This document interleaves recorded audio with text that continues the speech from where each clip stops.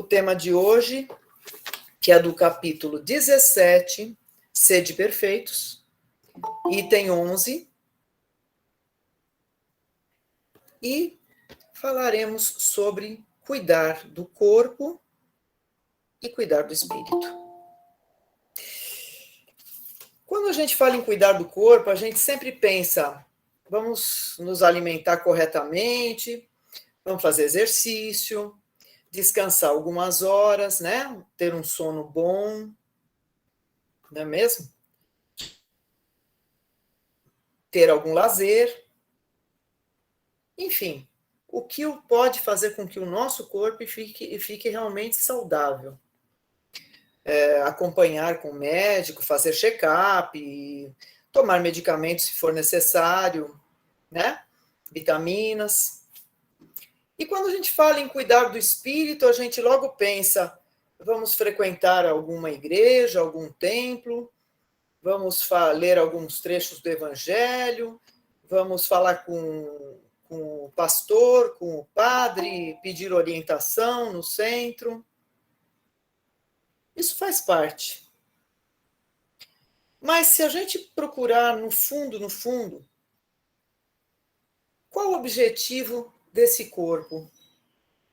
O objetivo desse corpo, para nós, da doutrina espírita, é que ele sirva de casa para o nosso espírito e, ao mesmo tempo, que ele também sirva de instrumento. Com que objetivo? Um único objetivo, que nós alcancemos a evolução tão almejada por Deus. O degrau a cada dia, mas que a gente caminhe no sentido da evolução. E aí, pensando nisso, a gente começa a raciocinar mais profundamente, refletir mais profundamente, e percebe que se ele serve como casa para o nosso espírito, como instrumento para a nossa evolução, nós não podemos desmembrar o corpo do espírito.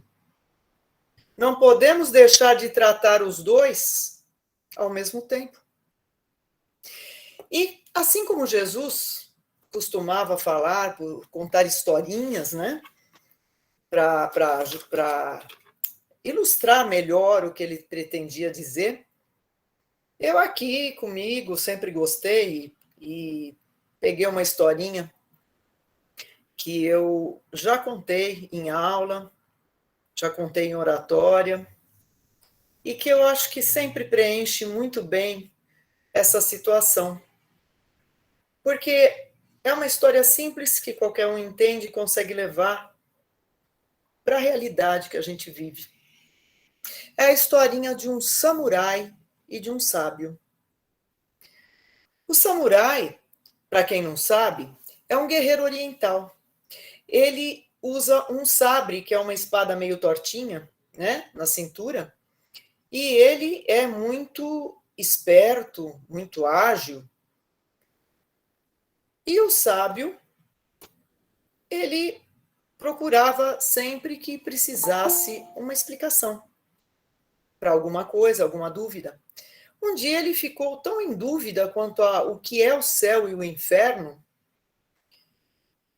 porque a gente aprende que o céu, em algumas religiões, que o céu está circunscrito lá em cima e que o inferno está circunscrito no centro da terra, cheio de fogo.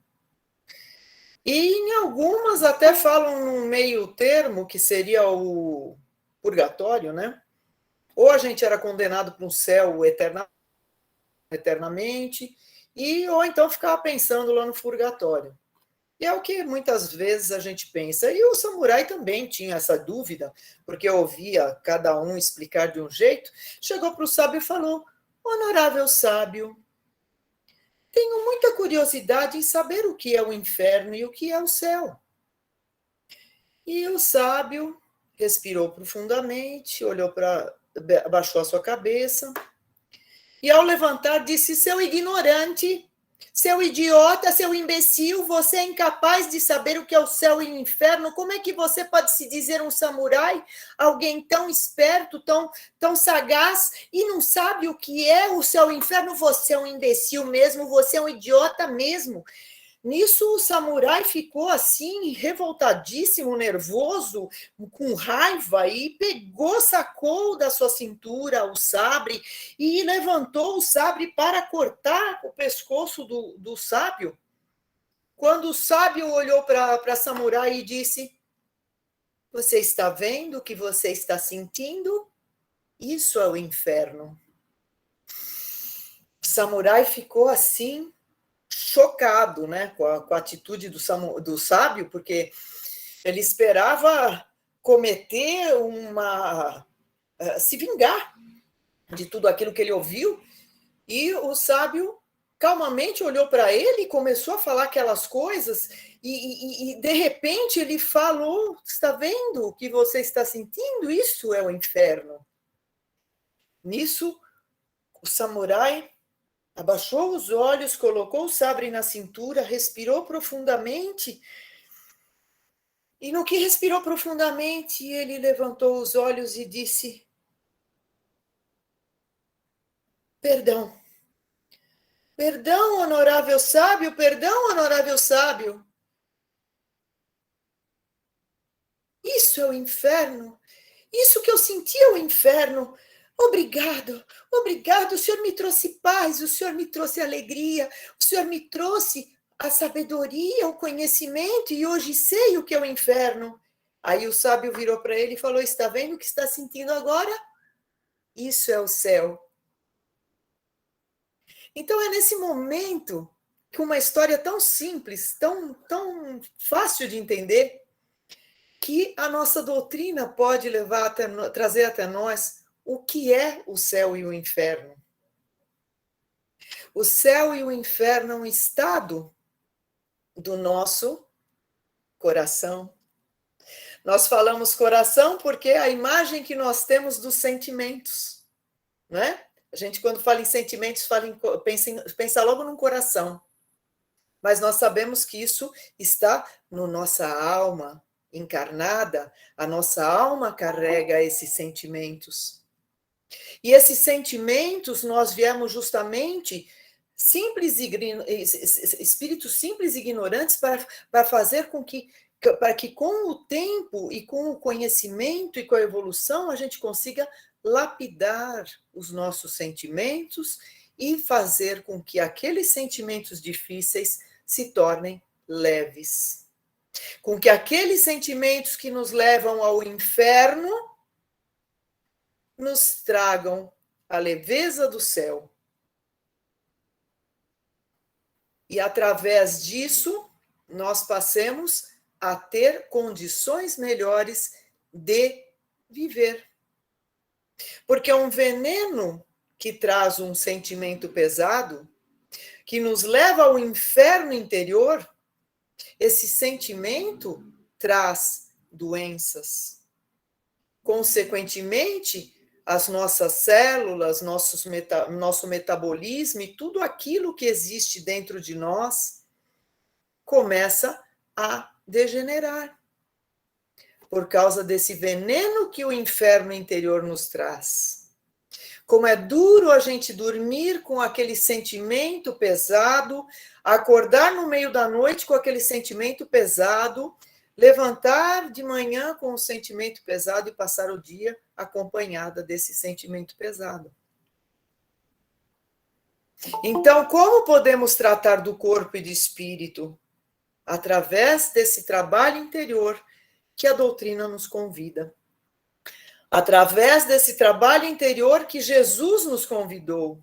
Através de todas as colocações que Jesus fazia, de uma forma diferente do que nós fazemos hoje, que é uma forma mais popular, ele fazia daquele jeito, contando as suas histórias da forma mais simples que ele conseguia contar, para que todos entendessem que você precisa limpar da sua alma o seu inferno. Que esse inferno ele tem que se transformar em luz.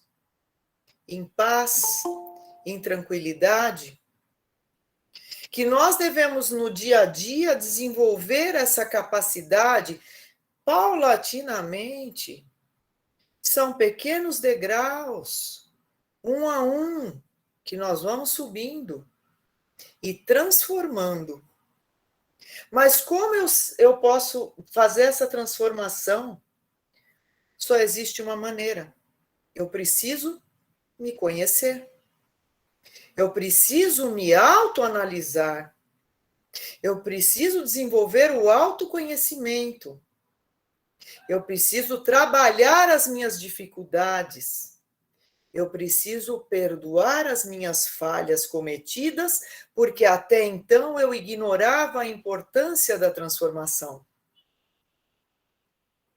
Então, hoje, sabendo essa necessidade da transformação, eu começarei a modificar meus sentimentos, a lapidar as minhas dificuldades, aquela raiva, aquele ódio que realmente é uma explosão que o samurai sentiu. Se ele tivesse mantido essa raiva e esse ódio, ele poderia até não sentir daí um tempo tanta raiva, tanto ódio, mas haveria uma mágoa crônica que ele carregaria para sempre. E é o que a gente faz. Muitas vezes a gente carrega a mágoa e ela se torna crônica.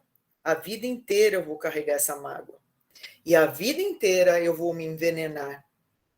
São muitas células que podem ser destruídas e ser transformadas em doenças gravíssimas, graças a essa dificuldade que eu tenho de transformar, de lapidar meus sentimentos difíceis. É uma coisa que a gente bate na tecla sempre, nas oratórias e até mesmo nas aulas. Porque não há como transformar as minhas falhas interiores se eu não me conhecer. Porque às vezes eu não enxergo essas minhas falhas. Muitas e muitas vezes, e na grande maioria das vezes eu não enxergo. E mesmo quem vos fala aqui também bate nessa tecla para si mesmo. Porque estamos aqui para falar, mas estamos aqui para ouvir também. E esses sentimentos têm que ser transformados, têm que ser lapidados. Eu preciso perceber que às vezes eu não acho que eu sou orgulhoso, mas eu sou orgulhoso. E aí é um problema sério para eu reconhecer isso. E às vezes um amigo, realmente um grande amigo, chega para você e fala e você se ofende com esse amigo por ter dito isso. Mas será que não está na hora da gente realmente abrir os ouvidos, mesmo que você ache que aquela pessoa é seu inimigo, às vezes ela pode falar na sua cara uma coisa que realmente está precisando ser mudada dentro da gente.